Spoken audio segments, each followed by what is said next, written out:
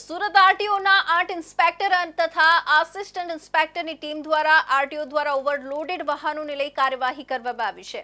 તારીખ 1 મે થી 15 મે સુધીમાં નાના મોટા ઓવરલોડેડ વાહન ઉપર કાર્યવાહી કરવામાં આવી હતી, જેમાં 100 થી વધુ વાહનોને ચલણ ઇસ્યુ કરાયા હતા.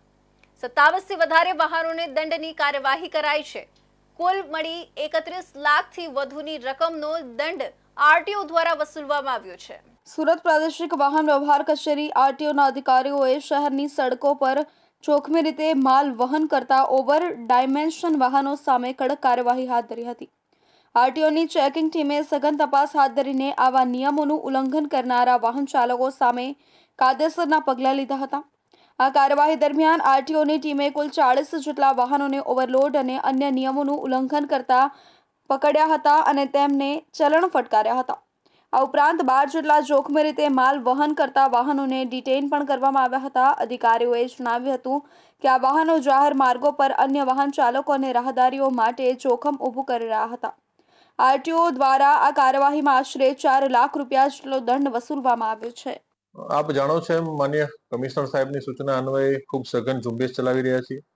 આરટીઓ કચેરીના તમામ ઇન્સ્પેક્ટરશ્રીઓ અને આસિસ્ટન્ટ ઇન્સ્પેક્ટરશ્રીઓની ટીમો અત્યારે ફિલ્ડમાં જઈ અને ગાડી સામે દંડનીય કાર્યવાહી કરી રહી છે, જેમાં ખાસ કરીને 100 થી વધુ ચલણ ઇસ્યુ થયા છે, જેમાં જે લોકોનો કોઈનો ટેક્સ બાકી હોય અથવા ઓવરલોડ હોય અથવા ઓવર ડાયમેન્શનમાં હોય અથવા એની સામે અન્ય કોઈ મોટર વ્હીકલ ની કલમનો જો ભંગ થતો હોય તો તેની સામે યોગ્ય રીતે એની કાર્યવાહી કરવામાં ચાલુમાં છે. વધુમાં આપને જણાવું તો લગભગ 27 થી વધુ જેટલા વાહનો ડિટેન કરવામાં આવે છે અને ટીમ દ્વારા આજ દિન સુધીમાં લગભગ 31 લાખથી વધુનો દંડનીય કાર્યવાહી કરીને એનો મેમોની રકમ એમાં વસૂલવાની કાર્યવાહી હાથ ધરવામાં આવી છે.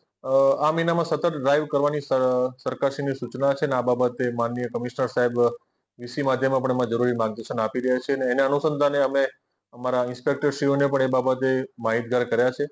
વધુમાં આપને જણાવું કે અમારી ટીમ દ્વારા વિવિધ જગ્યાએ રેન્ડમલી અલગ અલગ પોકેટમાં જઈ અને આ પ્રકારની એક કામગીરી કરવામાં આવી રહી છે. અધિકારીઓએ વધુમાં જણાવ્યું હતું કે ભવિષ્યમાં પણ આવા જોખમી વાહનો સામે કાર્યવાહી ચાલુ રાખવામાં આવશે, જેથી શહેરના માર્ગો પર સલામતી જળવાઈ રહે. આ કાર્યવાહી સુરત શહેરના નાગરિકો અને અન્ય વાહન ચાલકો માટે રાહતરૂપ સાબિત થશે, કારણ કે ઓવર ડાયમેન્શન વાહનો ઘણીવાર ટ્રાફિક સમસ્યાઓ અને અકસ્માતોનું કારણ બને છે.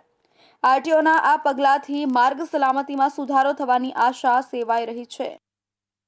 સુરતમાં સિક્યુરિટી એજન્સીના માલિકનું અપહરણ કર્યા બાદ હત્યા કરી દેવાતા ચકચાર મચી છે. 5 દિવસ પહેલા